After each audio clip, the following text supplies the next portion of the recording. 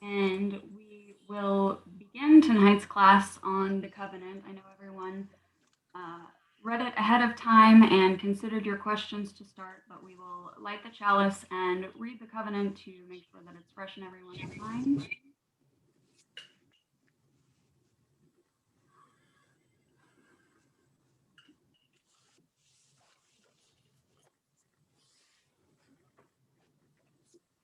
Our covenant.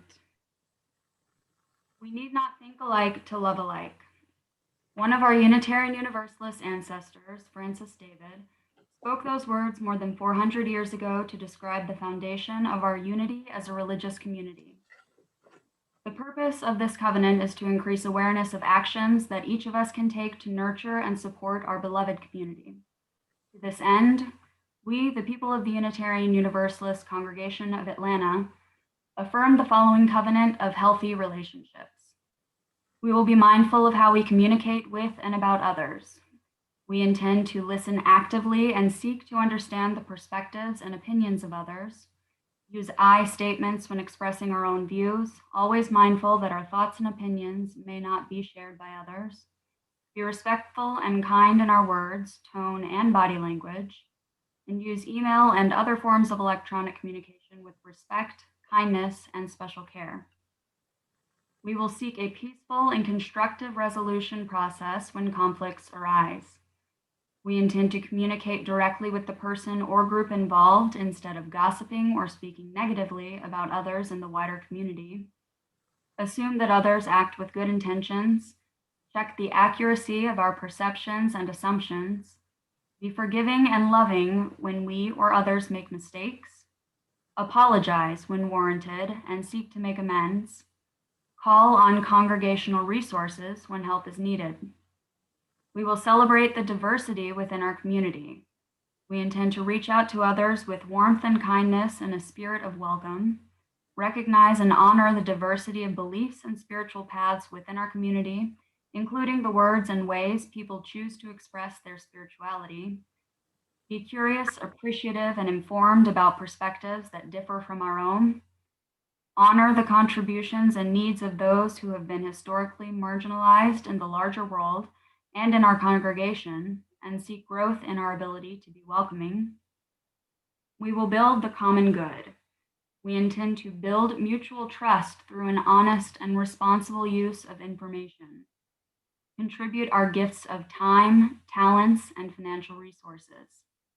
Encourage and support the involvement of everyone in the life of our congregation.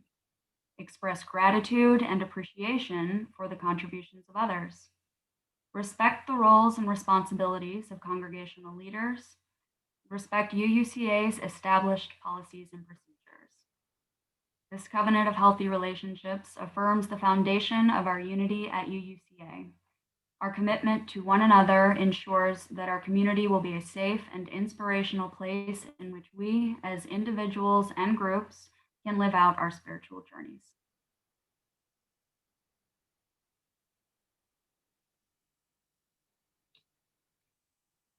And so tonight we start the series, as I mentioned, one of two parts, Covenant Community, Are We There Yet? Presented by UUCA members Doug Abell, Erin Golan, Ines and John Merkel. These series will focus on UUCA's status as a covenantal faith community. We will explore the concept of covenantal community and its place in UUism.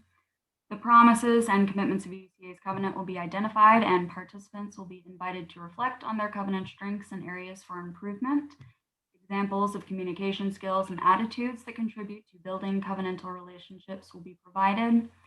The mission, vision, and functions of UUCA's Healthy Relations Committee will be reviewed, and everyone will have the opportunity to offer input for a covenantal relationships assessment tool, as well as to ask questions and share perspectives. To introduce the members of our Healthy Relations Committee, Doug Abell is a long-term UUCA member. He is a past board member and has served the congregation in many other capacities. Doug is a registered neutral with the Georgia Office on Dispute Resolution. Erin Golan is a psychotherapist and mental health counselor and Atlanta native. Prior to serving on the HRC, Erin has enjoyed singing in the Phoenix Choir since 2016. Ines is a member of UUCA since 1988 and has served as a member of the board, lay minister, co-chair of the Social Justice Council, RE teacher, mentor, and has organized healing with energy sessions for members after services. And John Merkel serves on the UUCA board currently and is the board liaison to the HRC. He has also served on the nominating committee, the small group ministry steering team, and taught for 2 years in children's RE. Thank you, Carrie. Well, good evening to everybody who has joined our Zoom meeting tonight. And we thank you for spending your evening with us. This will be an interactive format with information, discussion, polling, and videos to highlight certain points. And we hope that you are curious and will be engaging with our team on Healthy Relations Committee through feedback, questions, and suggestions. You have been introduced to the people on our committee, and we have been meeting since February of 2020. So this is a year, every 2 weeks to review old guidelines of covenantal community from 2012, deepen and clarify certain aspects, and to create a more detailed mission statement. Our Healthy Relations Committee wants to serve UUCA by increasing awareness, understanding, and appreciation of the meaning of being in covenantal relationship, and invite members in being actively enrolled in participating in our covenantal community. Doug, would you take it on, please? Okay. Thanks, Ines. As you probably noticed, the title of this program, Covenant Community, Are We There Yet?, is presented in the form of a question. Well, we did that quite intentionally to prompt thinking about the status of UUCA as a community of covenant. Really, throughout the session this evening and next week, we're going to be exploring what our answers to that question could be as individuals and as a community. Okay. I'm going to first kind of give us a little bit of history about that's relevant, I think, to covenant and the whole idea of covenantal community. And if you want to jot down something, I don't know if you're a note taker or not, but 1648 was an important year in our history of the evolution of our UU faith. In that year, a document entitled The Cambridge Platform was published, and it established the premise of congregational self-government, which we follow today. Sometimes you hear the word congregational polity. Well, congregational polity and congregational self-government really mean one and the same things. Numerous congregations in New England at the time embraced the idea of congregational self-government, along with the idea of congregational covenant. They saw covenant as a tool, as a resource to guide their faith community. Okay. We're going to watch a really short little video that John has queued up for us that explores the reasons why our UU forebears adopted covenants and what they hope to accomplish by doing so. After we see this little video, we're going to talk a little bit about what they had on their mind to accomplish, and also in what ways covenant might be relevant for us today. So the title of this video is What We Promise One Another.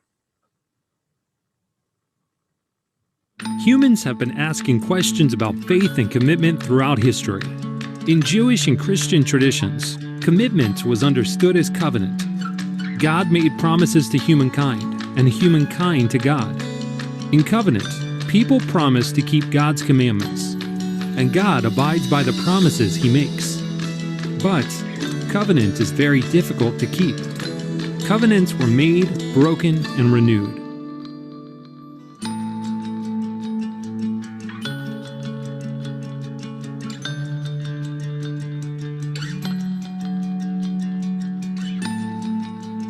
Our Puritan forebears in covenantal religion struggled in their time to understand how they might live a moral life and build a godly commonwealth. But they failed to ask, who is our neighbor?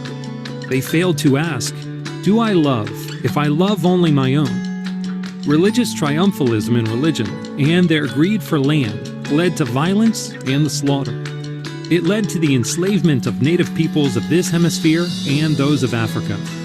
Their covenant was inadequate because without including love for God's creation and its peoples, it produced a covenanting community turned in on its own.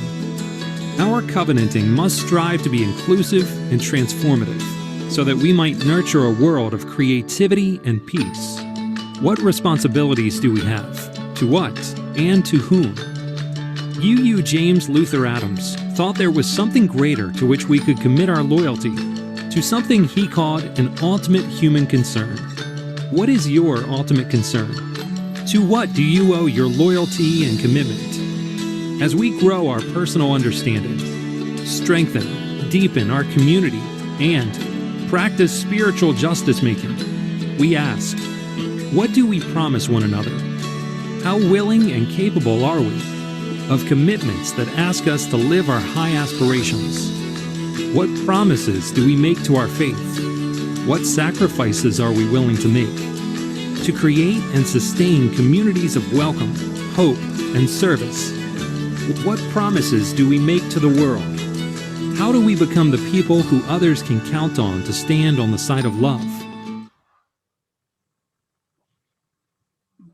Thanks, John. 2 points I'd like for us to kind of think about for a few minutes that are raised in that video. Point number one is that our UU forebears were concerned with living a moral life. And point number two, they were concerned with how to build a godly community. I think those two concerns, with a little translation on our part, have relevance for us today. I translate the words how to lead a moral life into how can I lead a responsible, ethical life. For me, the idea of building a godly community, I translate that into how to build a covenantal community characterized by love and respect for all. With those translations in mind, I think we can begin to think of covenant as a set of promises and commitments that can guide us in living as responsible, ethical individuals. We can think of covenantal community as coming into existence when a group of like-minded people, like all of us at UUCA, who choose to abide by their covenant for the purpose of building a covenantal community of love and respect. So enough of me talking and chatting and carrying on and watching videos, okay? I'd like to hear a little bit from you all. What words or what meaning do you attach to the words covenant and covenantal community? Imagine a situation in which you encounter a newcomer to UUCA, and that person says something to you like, I understand that UUs have a long history of being a people of covenant. Kind of tell me, what does that mean? How would you answer that question? What are your thoughts about covenant and covenantal community? Who wants to go first? Don't be shy. Unmute, you can do it.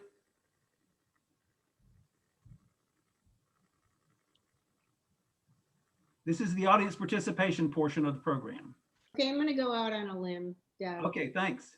I'm not a person who is well versed in the term covenant or the words that you put around it.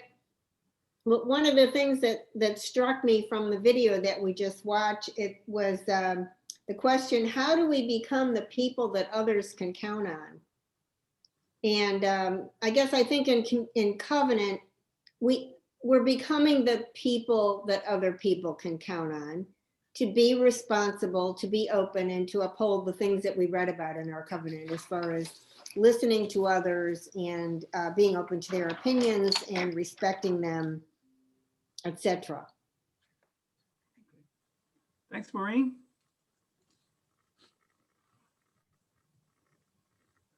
I would tell them that being Unitarian Universalists is we pledge to try to be responsible to each other, not for each other, but to each other. Okay. Great, thanks. I'll just add my 2 cents. I think that as a faith community that draws from a wide variety of traditions and that accepts a variety of beliefs in our community, that covenant is sort of the rules of engagement that we have agreed that this is how we will communicate with each other in times when we may agree or disagree. Okay. I like that idea of rules of engagement. I'm sure we could get a good analogy out of that. Just to add to that, I think one of the fascinating things about our faith is it's constantly evolving. Although we respect history and tradition, we're constantly learning as we go along. Sure. Okay, great. All right. Okay, what I'm hearing from your comments is that it's about who we are and how we are in the world, how we want to show up in the world, what we want to be for others, how we want to be with each other. And I think all of these ideas really are embedded in the whole concept and notion of covenant. So I think kind of on a similar, same wavelength. I guess kind of in just a quick summary, I think of, I have an analogy in my head of a blueprint. And I kind of see a blueprint as a way to describe the connection between covenant and covenantal community. You know, a blueprint really lays out all the details for how a building is going to be constructed. And I see our UUCA covenant in particular, it lays out the promises and commitments that we have made to be with each other as we work to construct a loving and respectful covenantal community. So, okay, Erin. All right, thank you, Doug. First, I'd like us to examine UUCA's covenant and identify some of its promises and commitments. And then you all will be invited to reflect on your covenant strengths and maybe some areas for improvement. So let's focus our attention on the UUCA covenant itself. And for your reference, in the chat, John has posted a link to that if you all would like to, or if you need to pull it up. And as you've been reading or are reading through our covenant, we'd like to hear from some of you about the promises and commitments mentioned in there that resonate with you as most important, most significant. I also ask that you consider which promises and commitments strike you as more challenging on a personal level or difficult for you, either historically, at present, or even what you anticipate moving forward. And then we will have some time for a couple of reflections after that. So I'd like to ask first from anybody, don't be shy, which promises or commitments in our covenant resonated with you or resonate with you as most meaningful?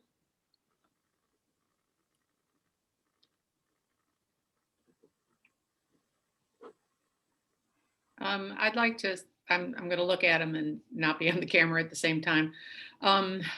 The active listening, being kind and respectful with our words, warm kindness and spirit of welcome. I think those are the ones that probably stuck out to me the most as something that is relatively, for me, easy to do. There are some in there that are probably a little more challenging when we get to that. All right, thank you, Barbara. Who else? Commitments or promises that are most meaningful to you? I think the part about people acting with good intentions, I think that's the hard challenge for us, especially with the political divide, is seeing what other people are thinking and feeling and trying to find that, you know, reasoning why they see the world differently than we do. Thank you, Ryan. I think the two things that struck me is one is where it says use I statements, because I often hear in groups, instead of talking about I, we seem to talk in the third person, not the I person. I also think it's important that if we're going to this thing that we talked about gossiping, I think I've experienced a lot of what I would call gossiping within our congregation through the various social media things that we have. And I don't think that's good. So I think people need to be reminded of that. Thank you, Jerry. All right, let's turn to the kind of the other side of the coin. What about the ones that feel more challenging for folks on a personal level, like I said, to keep, to abide by, to remember even? I'll say it again. Yeah, cut our note, cut us off of talking first. Barbara has her hand up. Oh, please, Barbara. Yeah, I would say one of the hardest things is, I think for most people and for me, is when conflict arises, what to do with it. And I think it's really hard to communicate, but sometimes it's very hard to communicate directly with the person or group involved. I mean, it doesn't necessarily mean that because I'm not doing that, I'm going to gossip, but it may be an avoidance thing, you know, because it really is, it takes, confrontation is not easy. And I don't want to use confrontation as, that makes it look kind of sound negative, but communicating directly is kind of a, you know, you're confronting the person with what happened. And the other one right below that, the other two, assuming that others act with good intentions, I think in the heat of the moment, that's a little hard to do. Like, I'm not going to be thinking, oh, I'm sure that person is acting in good intentions if there's conflict. So those are the things I think for me would be the most challenging. Thank you, Barbara. And that is so true. Confrontation is really not a bad word, yet sometimes we perceive it that way. And that's something the HRC is looking forward to addressing in future workshops with the community. What about some others? Ones, promises, commitments that feel challenging to you? Or maybe even awkward? I had marked that the specific points that Barbara just spoke to, communicate directly with the person, as both meaningful and challenging, and a bit of perspective that I just gained through what Barbara just said is that the point, assume that others act with good intentions, was something that I had considered easy until, I don't know, maybe I just thought through it a little bit more when you mentioned in the moment, but definitely I can think back on instances in which that has not been so easy, but to me, that actually has been one of the easiest parts of the covenant to grasp and to really trust in, is that that others around me are acting with good intentions.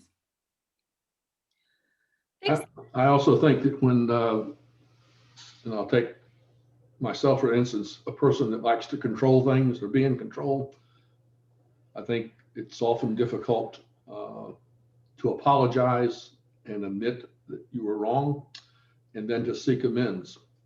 I think that takes an awful lot of work, and you have to be really a person of character in order to do that on a regular basis, I believe. So maybe just having heard those few reflections, thank you everybody, by the way. The one that kept showing up was good intention, assuming good intentions. So that is something for us to just keep in mind. What about the ones that seem more easy? And as Carrie had said, maybe some seem easy or have seemed easy in the past, and now upon second thought are a little more complicated. Which do you all not struggle with? That's what we'd like to hear. Or Hildegard had her hand up earlier. please, yes, jump in. It's hard for me to toggle four things at once. So actually, can I go back one step? The comment I wanted to make is that one, check the accuracy of our perceptions and assumptions. That sounds easy, but I think that's a step I often forget, because I make assumptions about what was said rather than saying, well, now, did you really mean that? So to me, that's one to pay attention to. And I think what your last question, or your next question about what is the easy part, to me, that we will build the common good is what differentiates this covenant from family rules or rules in a classroom or whatever. It's the, that we're in this to do something together, and all these other covenants form the basis out of which we build the common good. So I personally don't have any real issue with any of the ones under we will build a common good. They seem, they seem important, but not all that difficult, just a reminder periodically. Great. Thank you so much, Hildegard. What about others? The easiest promises and commitments. I also, this is Sean Golan, and I second Hildegard's, I think checking the accuracy of our perceptions is something that I do, pretty instinctively. I feel like I was raised to do as a UU, but assumptions, checking the accuracy of my assumptions and being aware of my assumptions, I think is just something that is a continual struggle for me. And it's something that seems easy at first, but it's kind of like layers of an onion. Like the second that I'm aware of some assumptions, then all of a sudden maybe there's a deeper assumption that reveals itself. So yeah, it's kind of seemed easy at first, and I was like, oh yeah, I have that one in the bag. But I think it's actually more of a growth edge for me, and more difficult than it seems. I think checking the accuracy of your assumptions is inherently just a difficult, in that they are assumptions, and you make them based on your own perspective and without either taking into account the other perspective in play or being aware of the other. I think just inherently that's one of the most difficult things that we as people are faced with, just in daily interactions. I'm hearing. I think one of the things that, and of course, maybe it's just because it's behind the scenes and you don't see it, but I do not feel that if I cannot resolve a situation or make amends, I don't feel comfortable or probably even know the process of seeking outside advice, like from the HR's, the Human Relations Council or whoever it is, to basically try to resolve it.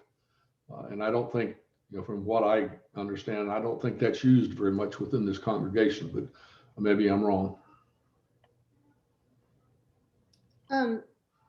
Maureen, another one, I've also been participating in the discussion of race. So you want to talk about race? And I used to, I've learned a lot in reading that book and having the conversations that the book club has been discussing. And I'm really, I used to think I was pretty good as far as being able to honor the contributions and needs and to speak to people appropriately, et cetera. And I've learned that I haven't been doing nearly as good a job as I thought I was. So I think that's more difficult for me at this time than I thought in the past. Thanks, Maureen. All right, we are going to take a poll. Ines will be leading us in a poll next. But I did want to just give some credit to everybody here for your vulnerability and courage and transparency tonight. Even when I asked about what you find easy, those who jumped in tended to paint more of a dialectic. So I found this easy. It's actually not that easy, maybe. So again, I appreciate your willingness to identify those areas in which maybe you need or could use some extra focus. All right, Ines will lead us in our poll. Thank you all. Thank you, Erin. So we thought of some questions that you might want to answer to give us a little bit more of a sense of where you are at. So could we have the first poll up, please? And just take 30 seconds and answer it, please, and we'll discuss them later on. I have a good understanding of the promises and commitments described in our UUCA covenant. please vote yes or no. Well, I'd say no. Let's see.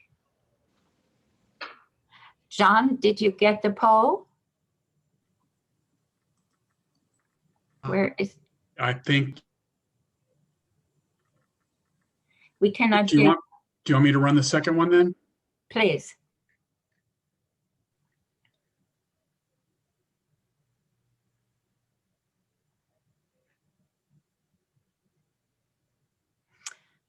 The next one is, I believe the UUCA covenant plays an important role in the life of our community. Please answer it. And just to clarify, hi, it's Karina. Hey. Hi, we're talking about the covenant of healthy relationships. Is that right? Not another covenant? We're talking about the UUCA covenant of relationship. It is, yeah, it is called the Covenant of Healthy Relationships. Okay, thank you. Okay, did you all answer that question? Almost. Okay. And then, John, would you put up the next question, please? I can feel another person's pain. 5 means always, 1 means never. So rate yourself according to your sensing, to your awareness of your empathy.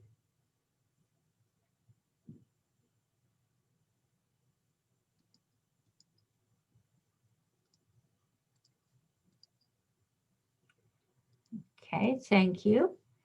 And the last question. When I make a mistake or say the wrong thing, I accept responsibility for it. Again, 5 is always, 1 is never.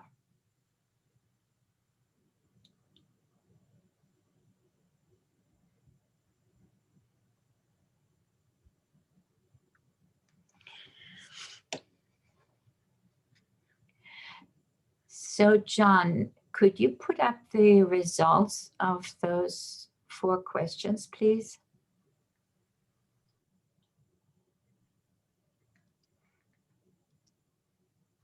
We're getting into tricky stuff here. John has been learning to do these things.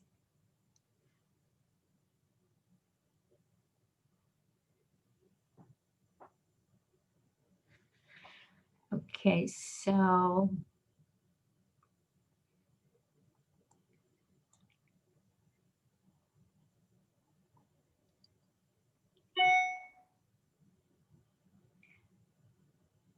we cannot see the results, John. We have the results for the first question are in the chat.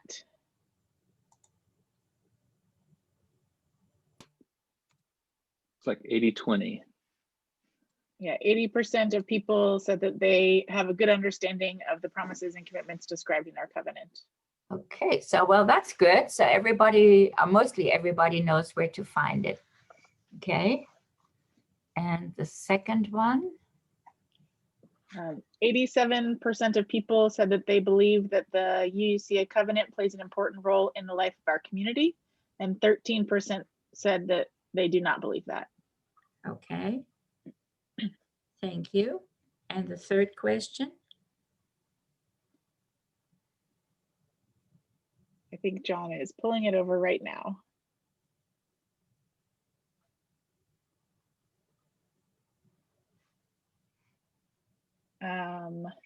13% of people said that they can always feel another person's pain. 40% said they rated themselves 4 on a scale of 1 to 5. 40% said they rated themselves at a 3. 7% said that they're at a 2, and then 0% of us rated themselves at a 1, that they can never feel another person's pain. Thank you. And then the last question.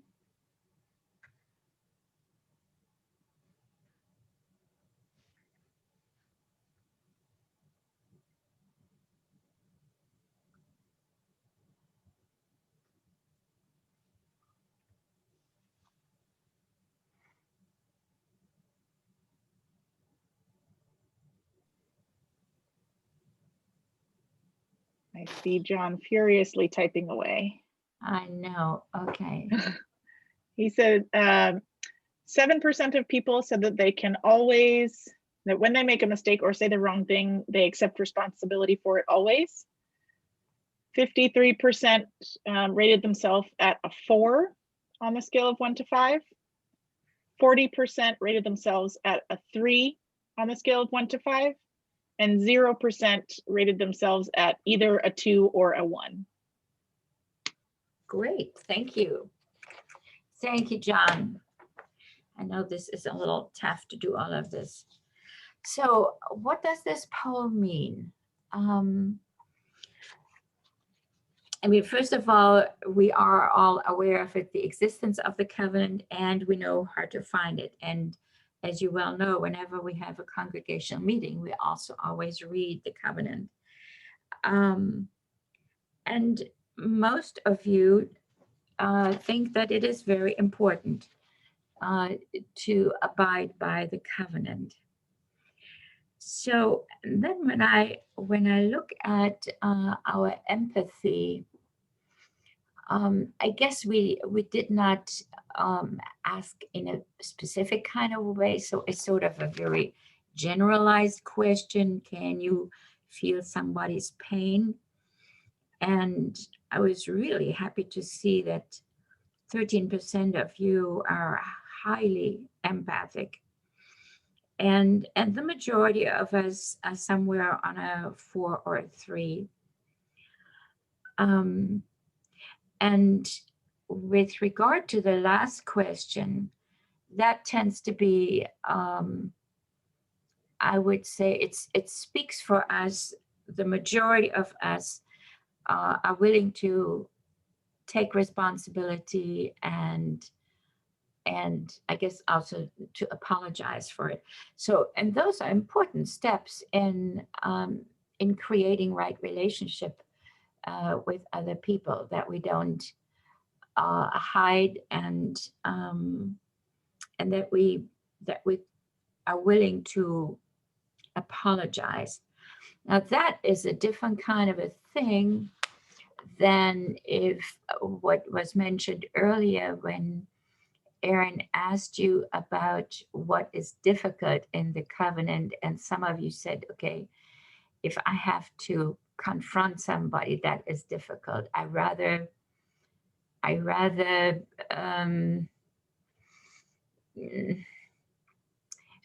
go away and let it simmer, so to say, rather than coming out of front. So I wonder how you feel about that. So on the one hand, you feel strongly about taking responsibility. If you have done something wrong. And on the other hand, there is a reluctance to make another person aware of it, that they have wronged you. How do you see that? Mm-hmm. And is that an area where we need some training? Well, I will. This is Kay. I think that's two sides of the same coin. But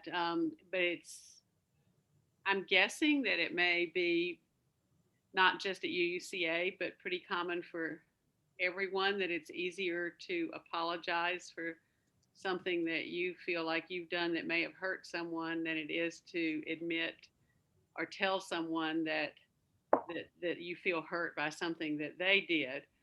I also think that the danger or the lack of control involved in telling someone that you feel hurt by them is greater than, I feel like you're more in control when you're doing the apologizing than when you're opening the door and saying, I feel hurt by you, because that, and not having any idea where that person is coming from, whether they're going to apologize or whether they're going to attack again or whatever. So I think that is harder. It's harder for me, and is culturally taught not to do. I think we're sort of culturally, it's not.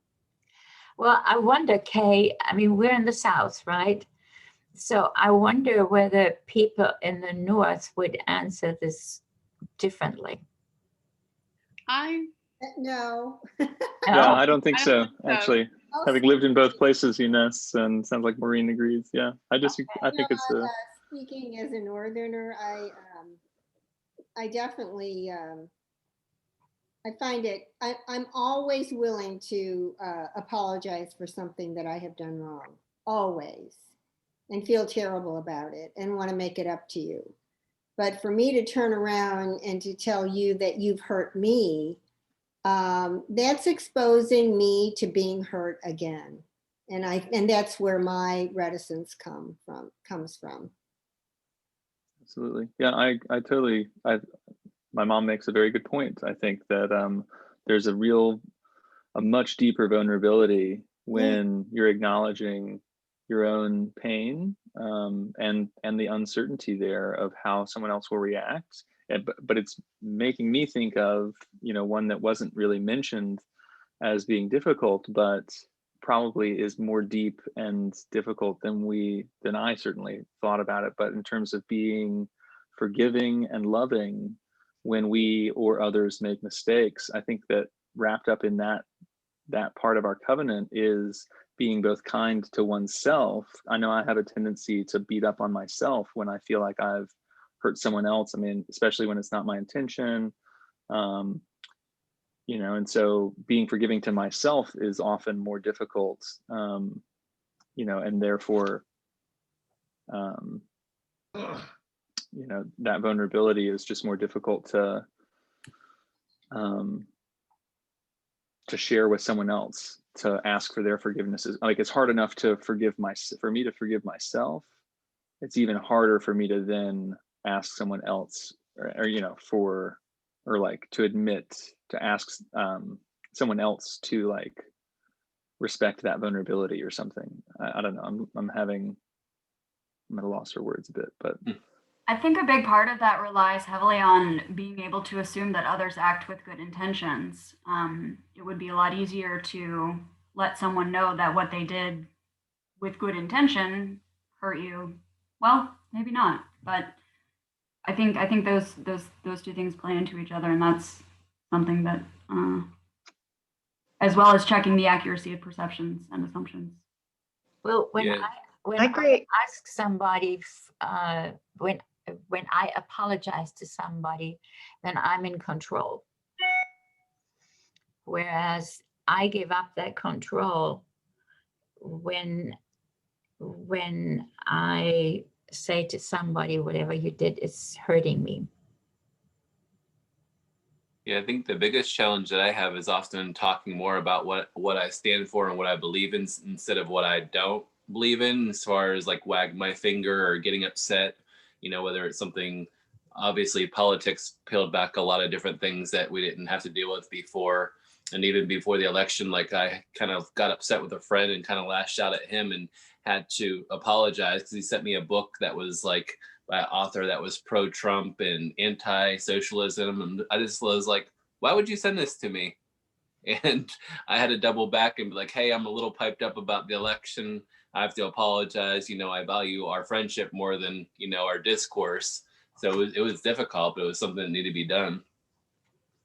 My personal experience is that if I apologize, that the relationship basically doesn't grow, it just stays static.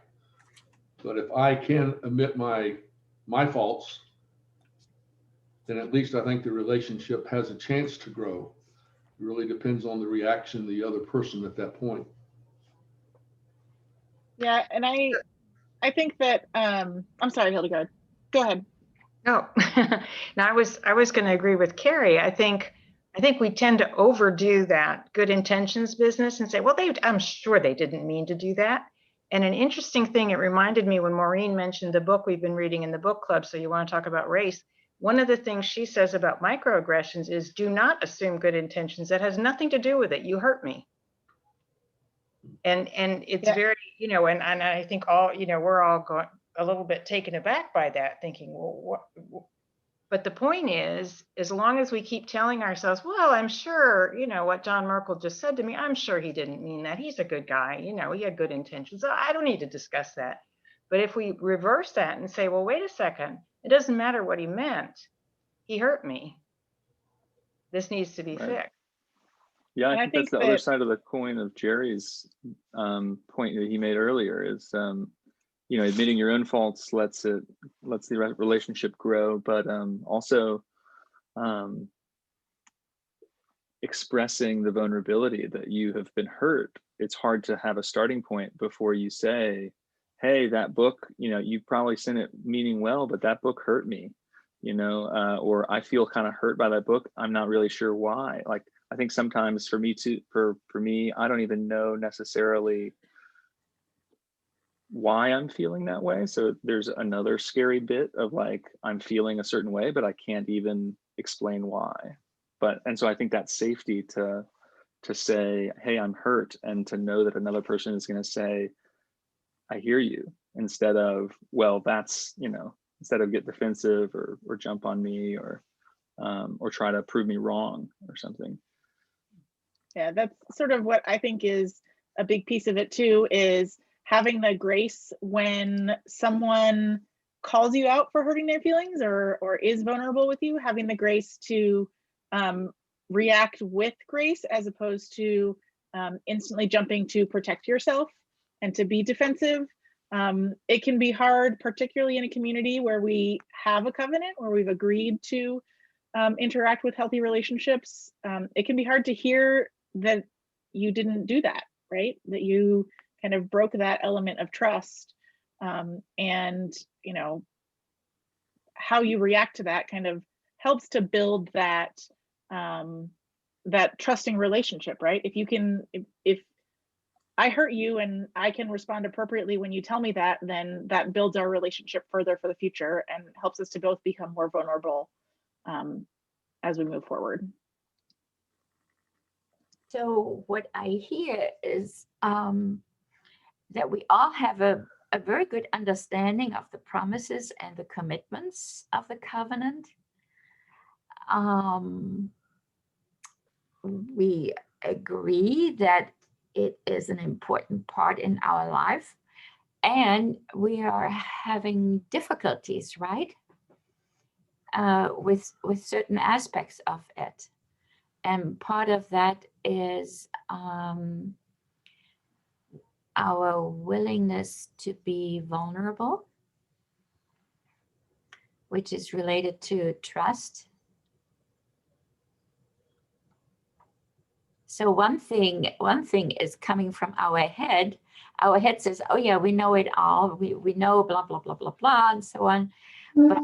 But when we come to our feeling and putting ourselves into a situation where we need to be vulnerable, we are very reluctant to do that. So I'll just want to go on and just wanted to highlight that. Doug, would you continue with this, please? Sure. Thanks, Ines. We're not me. Really, what that poll was really about was to kind of make us aware really of some of the capacities, the abilities, to some degree, the skills that really that we might need to think about evolving, developing, paying more attention to individually, perhaps, and as a community.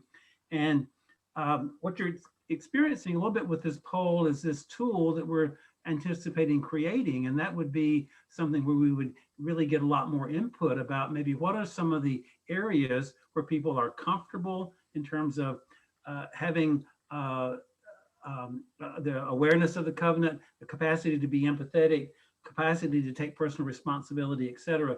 So we can get a better fix on that really within the community, because our intention here is to, again, this session is about the status of UUCA as a community of covenant. Well, we need to find out, well, what is that status? What does that look like across the board?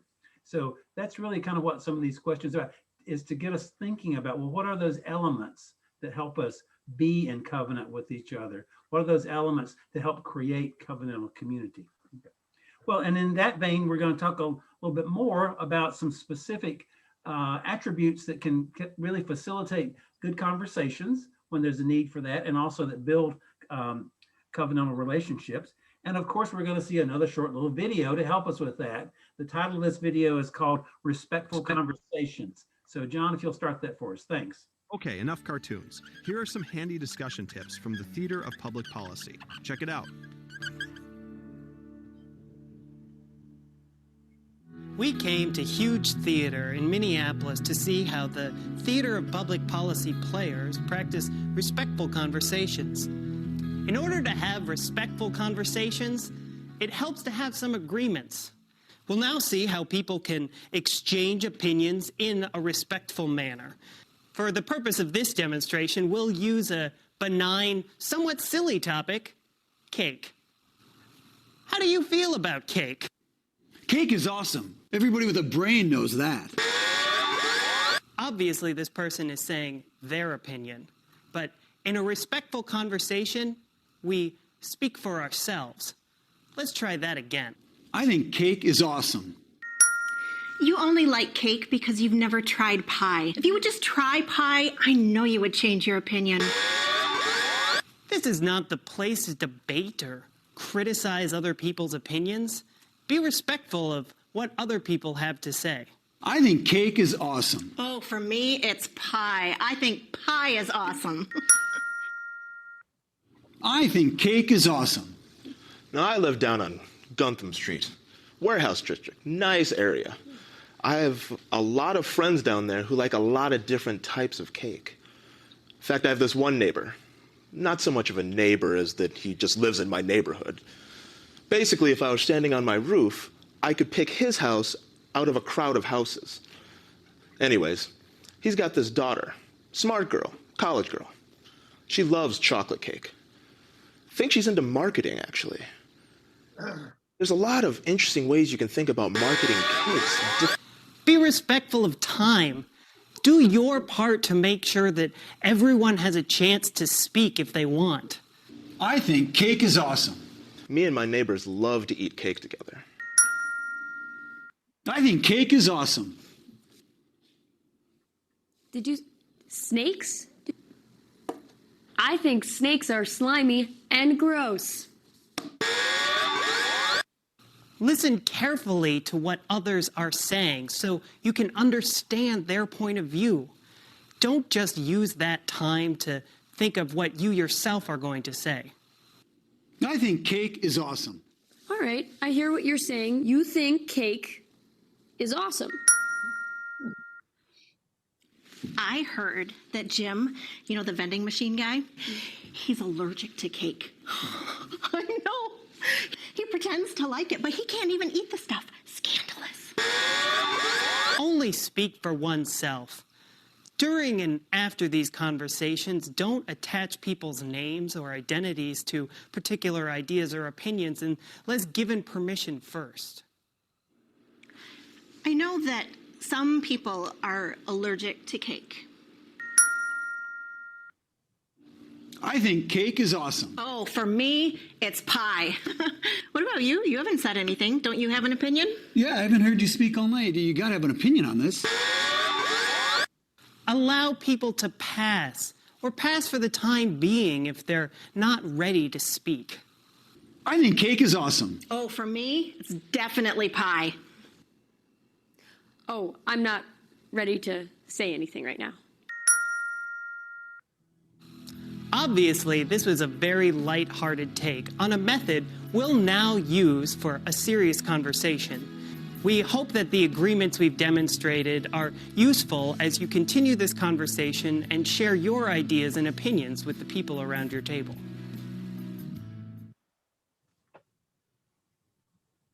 Okay, thanks, John. Appreciate that. John's going to put up a little, just a one-page recap of the those agreements that were mentioned in the video there. John, if you can put that up for us to look at that for just a moment, I'd appreciate it. Were those the agreements that were sent out? I know I sent it to you. It's a Word doc. Got a picture with some folks chatting and the 6 statements. Okay, well, I tell you what, let's don't worry about it. That's okay. Just to recap right quick, those 6 points that they made in that video were speak for yourself, practice respect, be brief, listen carefully, respect confidentiality, allow people to pass, okay? What I want us to do for a few moments is to imagine that we have a group of UUCA folks that have come together to discuss a matter of importance. In advance of their get-together, they have decided that they're going to do their best to abide by these 6 agreements during the time that they're talking, okay? With a degree of energy and passion, this group has been sharing their perspectives on the issue that they're talking about, okay? So you got that situation in mind, okay? What I want us to think about for a moment is, in that situation, would those people likely feel like okay at expressing their thoughts and opinions? What do you think?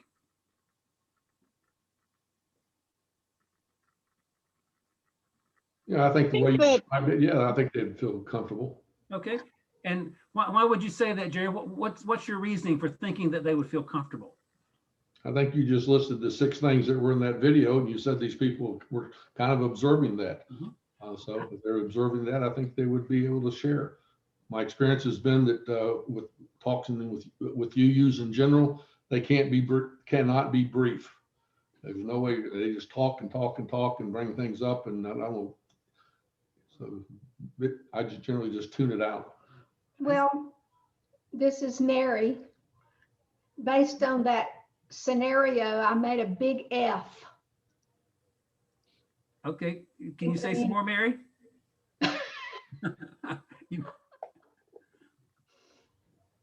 I make a lot of mistakes. Oh, I see. Okay. Okay. I would say that if people in that conversation all had the same beliefs, that they would feel comfortable speaking and sharing them. But I think that my experience has been that at UUCA, if you have a belief that is different than the rest of the community, that sometimes it can be hard to share that. Okay, can you say a little bit more about belief? What's encompassed in that? So I think specifically about at UUCA, talking about faith and belief in God. I think that we are as a community, we're so good at embracing those who don't have a traditional belief in God, that sometimes it could be hard to be someone who does have a traditional belief in God in our community and believes in kind of that sort of a faith. I see. Okay. So it would be very counter. I might believe A, you might believe B, and because of those different beliefs, it's less likely that we would be able to have a good conversation about that. Yeah, and that sometimes, I think about specifically about like when we had Fenwick as our DLRE, and I know that there were some people who got offended when he spoke about his faith, and because he did have a more traditional belief in God, and that that we struggle a little bit more to be respectful when, I think for so many of us, becoming a Unitarian Universalist was an escape from some of those traditional religious experiences that maybe left a bad taste in our mouth. And having someone in our community who still is drawn to some of those elements can feel a little hard and feel like maybe this, I think it kind of opens my eyes to the idea that maybe this community values certain types of diversity, but not necessarily others. Okay. I agree with you 100%. Thank you. And plus, there's so much judgment cast from outsiders looking in, because when we talk about our covenant, people don't see us as a religion because we don't have the typical Bible, and then they often assume that you're atheist or immoral because it doesn't match up with the typical Christianity. So it's often a challenge to describe the covenant and, you know, show it to people from the outside, those outsiders looking in. Mhm. Right. I found it's if I'm going to be like in a formal group, I try to do those principles that you just went through with that group at the table. But if I'm with a group of friends and feel comfortable with them, even though I know we all don't agree on the same thing, I don't abide by those rules as much. Certainly context is going to make a difference in terms of how we think about how we need to be in that situation, for sure. Absolutely. Okay. Well, I guess the point I wanted to make in showing that video, and we could go, there are thousands of books out there in the world about how to have good conversations when there's challenge in the conversation, when there's conflict, et cetera. There are hundreds of articles and books. And what those 6 ideas simply represent are just some basic good ideas that can help a conversation be productive and can kind of preserve relationship in it. But there's a lot more that you could get at. But what they call our attention to is that there are communications and there are relationship building skills and capacities that really do promote good communication, good relationship building.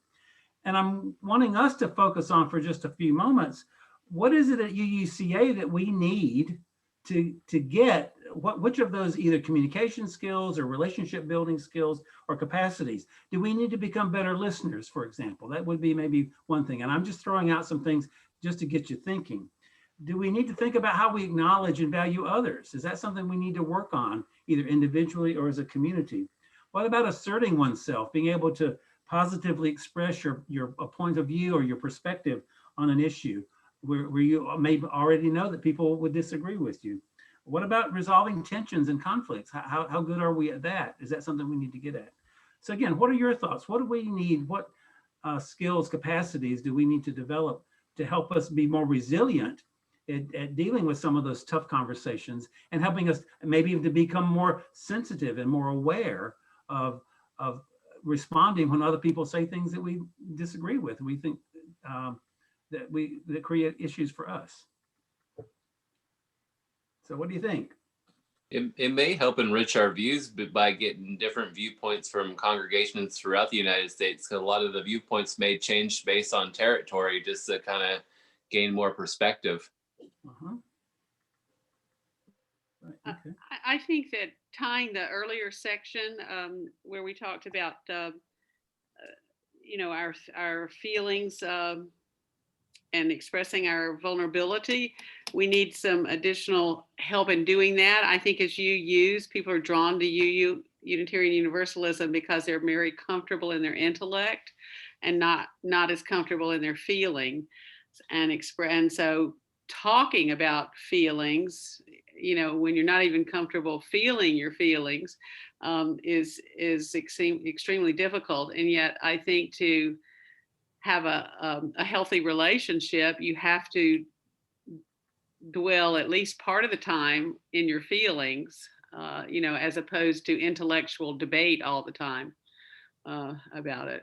But I think that's a skill set that has a little gender bias, but I think it's also you know, I think we skew for it male and female at UUCA.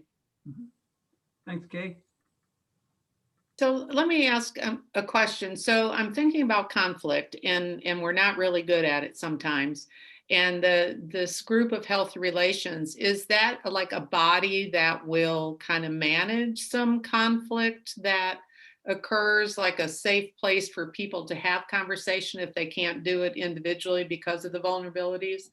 And I'm thinking like what Lieb said with Fenwick, like what could the group have come together and resolve some of that with the group of healthy relations? Like, is that going to be one of the functions of this committee? Sure. Okay. Well, we're going to go into a great deal of depth next session about exactly what our functions, duties, responsibilities are in relation to working with folks that are willing to come together to kind of look at whatever issues are are between them at the moment, kind of thing. But we do see ourselves as being able to be facilitators when people want to kind of work on some of their communications and their interactions, and to talk through some of the dilemmas and conflicts that have been problematic for them. So that's the kind of the quick answer to your question, Barbara. But we are going to go into that in a little bit more detail next Tuesday. Great, thank you. Okay. Perfect. Okay. I see Kay has her hand raised. Oh, no, I've already spoken. Sorry. I'll take it. Well, I think it's I don't want to say that it's trite, but it seems like that this shouldn't be an issue for us. But I think listening still is.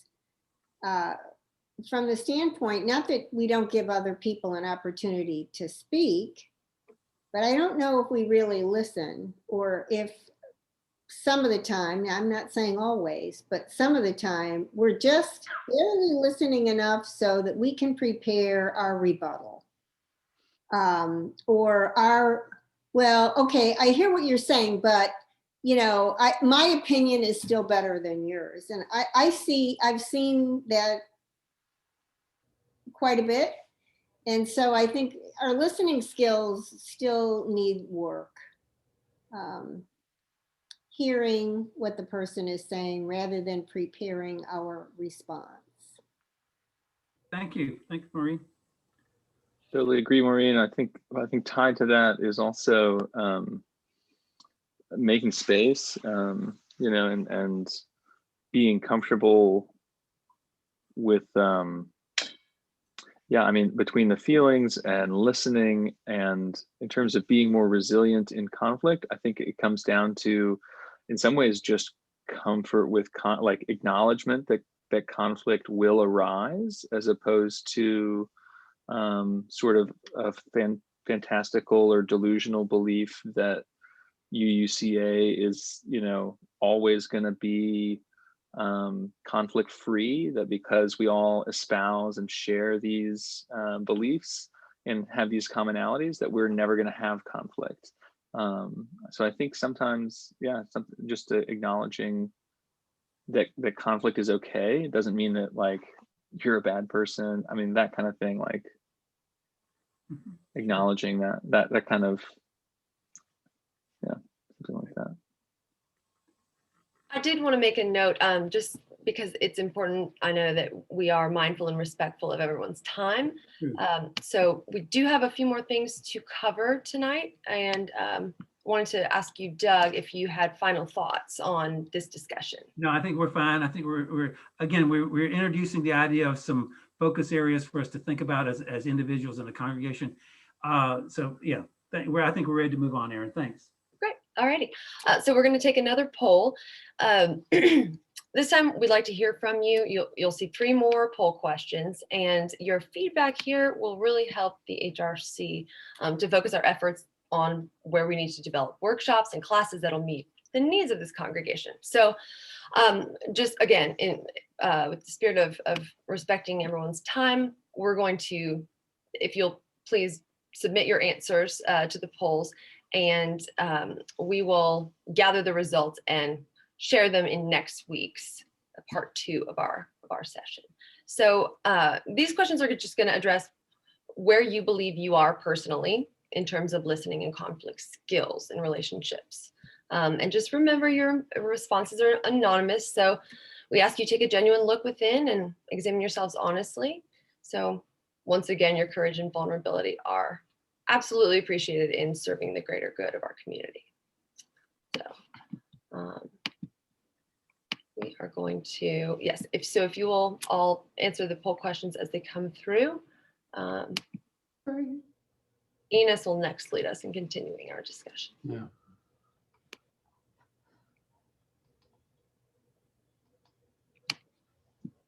Are we muted?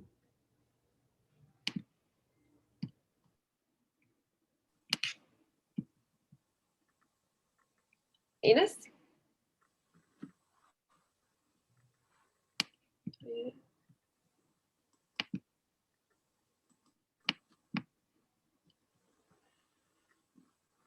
Wait a minute. Always is. Yeah, one is never. Yeah, I messed that one up. I'm sorry. That was on the first question. That was incorrect. Yes. And on the third one as well. Oh, one is never, not all. Yeah, one is never. I apologize. That's probably a typo on my part. We know what you meant. Alrighty. So as we get those responses from you all, John is going to calculate the results. And like I said, we will share them next week for discussion. So the purpose of these sessions is to explore UUCA's status as a covenant faith community. And as we have had now several discussions around the differences between our feelings and being more comfortable in our head, I would like for you to share your perspective, what you think UUCA's strength is as a covenantal community.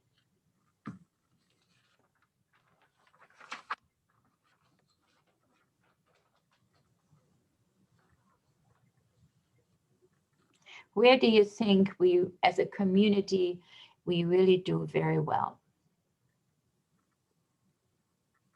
I can start. I think just the fact that we are all agreeing to be a part of a covenantal community is a big piece, that regardless of how successful we are, kind of like we were talking earlier about assuming good intentions, we're coming in assuming that everyone wants to be a part of this community and to follow those guidelines to the best of our ability. So I think that that is something that that's really wonderful about our community, and that is a strength. Okay, thank you. I think when looking at the covenant, the last section where we build a common good, I think we do that really well. Yes, Barbara, I agree. I think one of the strengths is that in terms of justice, that I think UU has quite a number of different areas where you can participate or not participate in supporting, justice for all. Yes. And I agree. That's probably, in my opinion, the number one glue that,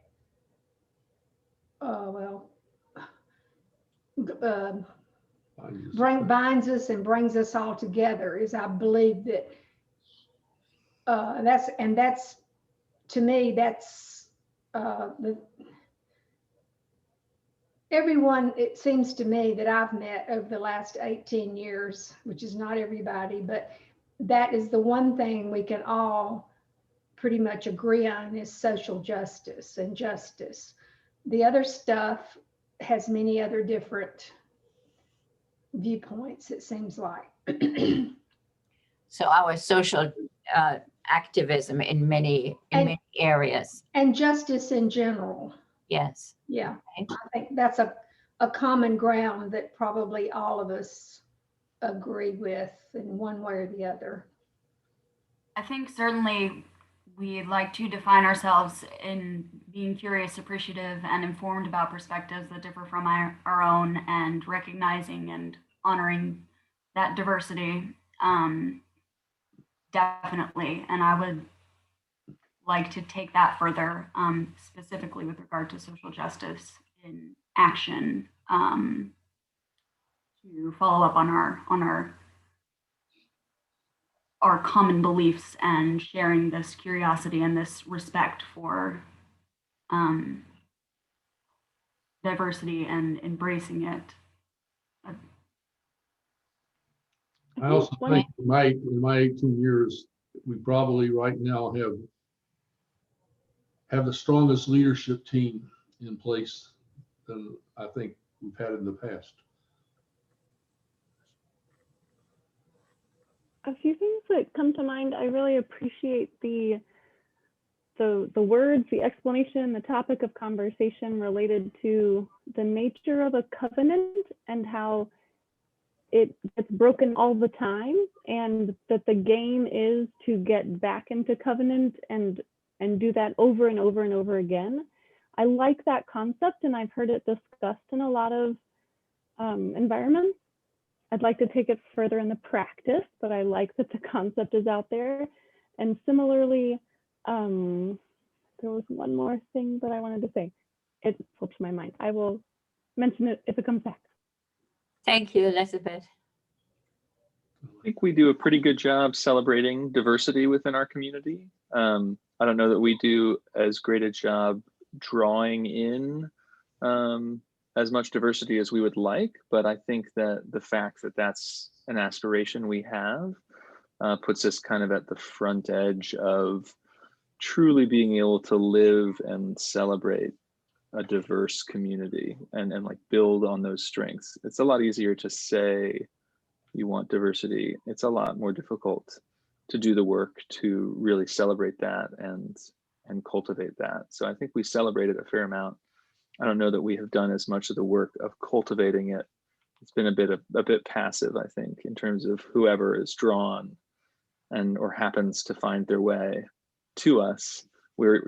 I like to think we're usually very welcoming of, as well as, like, you know, our youth. We encourage them, their statements of different beliefs, that kind of stuff. I think is just, you don't see anywhere else, or I never have. Thank you, Sean. Yeah, I agree with what Leaps said earlier. I think we're doing better with cultural kind of diversity than with religious kind of diversity, especially when it comes to Christian background. Thank you. Anybody else? What else do you think we are good at? Elizabeth? I like that we're aware, similar to what you mentioned, Sean, about the reality of conflict, that we don't want the fantastical idea that everything will be peaceful and harmonious. And I also look forward, I think it's different to have that concept and to agree that, oh yeah, conflict happens all the time, and then to like live it day to day in our little spheres and medium spheres, not just the big sphere. But that we want to be really good at conflict. We want to welcome conflict and not shoo it away or squash it. Okay, thank you. Let me ask you another question. So we have just now looked at the strengths of UUCA. What opportunities do you see for us to improve? Where do you see that? Hi, Patrick. Can you hear me? Yes. Okay. Hi.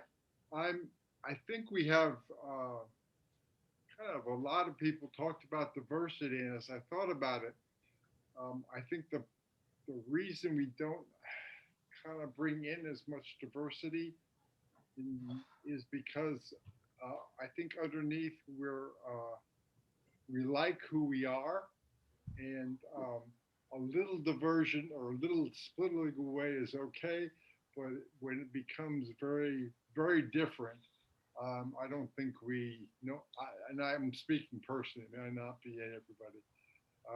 I don't think we're quite as comfortable as I or other people would like, and I think that's why there's not as much diversity here in this church or in this community. When you say diversity, Patrick, how do you mean that? Well, it comes in different forms, but it's based in who we are personally, and then when that gets farther away from who we are, whether that's as a color, as a race, or as a belief system, I think that's where it becomes a little hard to stay diverse. We're much more comfortable, I believe,